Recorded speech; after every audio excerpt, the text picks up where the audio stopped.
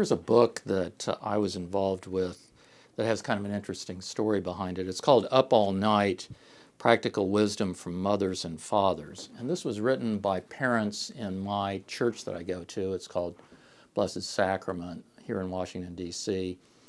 And it grew out of Father's Day talks and Mother's Day talks that they had volunteers give at different points in time on Father's Day and Mother's Day. And so instead of a sermon at Mass, there would be a talk by a parent.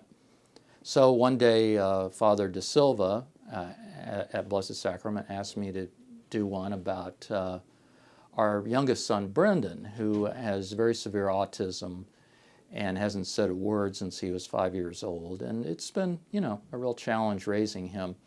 So I wrote up a talk and gave it, and people liked it. And then it got turned into a magazine article in a Catholic magazine, and then wound up being chapter 1 in this book that we wrote together, which was a bunch of other parishioners in the parish too. And I'll just put in a plug that we got a foreword from Alice McDermott, the novelist. So my chapter is called Soon, Very Soon. And I'll just read a little excerpt from it. When our youngest son Brendan was 3, he gradually began to lose the gift of speech. Eventually, Brendan became mute, and at the same time he developed other behaviors, clapping his hands, running aimlessly, chewing on himself, bursting into uncontrolled sobbing or giggling. And finally, we were told that Brendan had autism, a severe case of it. This was a little boy who knew his alphabet at 18 months and spent hours looking at books. For a time, we pursued all sorts of therapies and cures. We even took him to Lourdes in France. But nothing seemed to help. We spent a long time grieving about the little boy we lost. Now we have reconciled ourselves to raising a severely handicapped son who will need lifelong special care.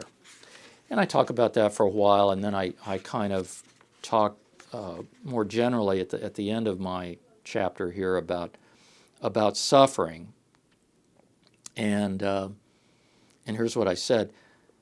As I've looked around me, I see other parents struggling to help their children who have cancer or cerebral palsy or less devastating problems.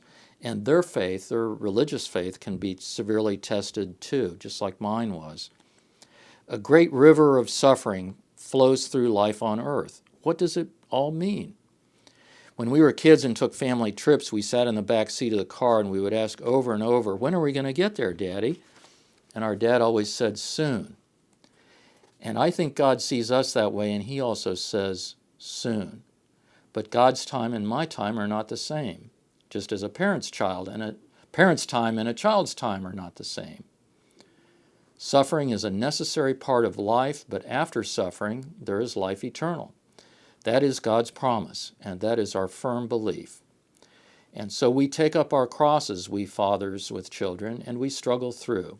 We stumble, we despair, but we smile and we keep going, because we know through Christ's suffering and resurrection that there is a promise and a hope.